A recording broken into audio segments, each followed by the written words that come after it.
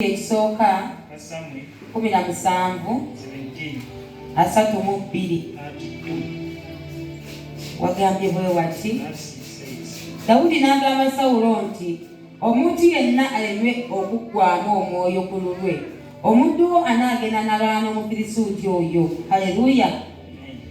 Bayibuli etugamba Dawudi yali mulenzi muto. Omufirisuuti nga yali mulwanyi nnamige. Era bw'ogenda maaso Dawudi bwe yagamba Sawulo, Sawulo yamugamba naye gwe oli mulenzi bulenzi. Naye ono mulwanyi kuva mu buto bwe. Nga Goliyasi muwanvu muzibu. Nga yenna naggwana yenna kugamba nga bw'oba mu buntu obulawo omutandikira.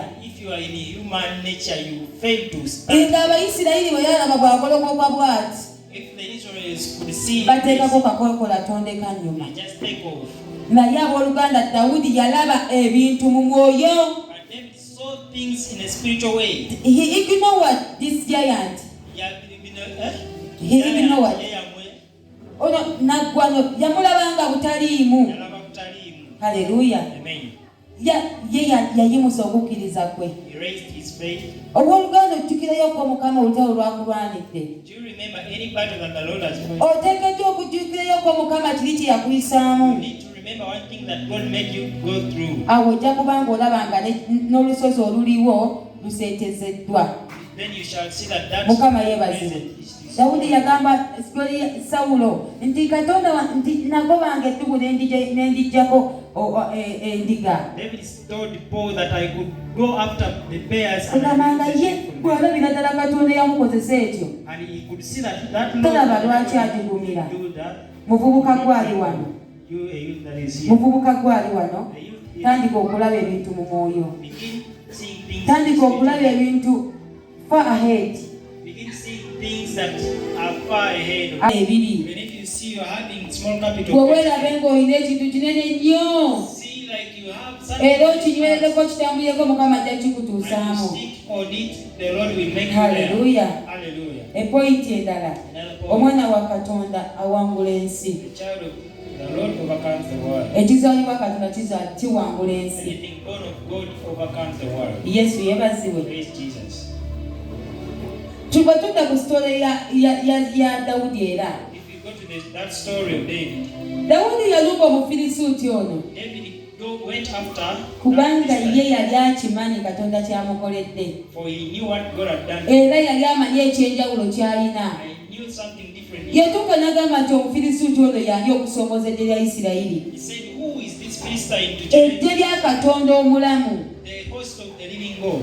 Ye n'amanya nti ekizaalibwa Katonda kiwangula ensi. Kati obooluganda tengwangamba nti omwana wa Katonda yajosinza. Kubanga oyo azaaliddwa Katonda awangula ensi. Embeera ne bw'erejja etya ojja kubeera munywevu kubanga okimanyi nti oli mwana wa Katonda. Sura y'emu Samwiri ekisooka 17 42 42 wagambye nti awo Omufirisuuti bwe yamagamaga n'alaba Dawudi n'amunyooma kubanga yali mulenzirenzi. Haleluya. Yamulabanga omulenzirenzi. Omutwe gwaffe gugamba nti toli muntu buntu. Kati munnange Goliyasi yalaba David ng'omuntu omulala yenna. Goliyasi yalaba David nga bali abaana ba Isirayiri bali be yalinga akanga ne badduka. Kumbe ye Dawudi yali akimanyi nti ekizaalibwa Katonda kiwangula ensi. David yali akimanyi nti ye mwana wa Katonda. Era teyajugumira. Teyatya mbeera. Kati muganda wange naye bw'oba okkiriza okubeera omwana wa Katonda oyinza okuba nga oli wano ng'okituufu wamukkiriza naye ng'ate mu maaso ge takyakulabanga mwana nga wabadda mu maaso ge nga bwe nagambye nti Katonda yatonda omuntu era ng'amusanyusa era ng'amwenyumirizaamu.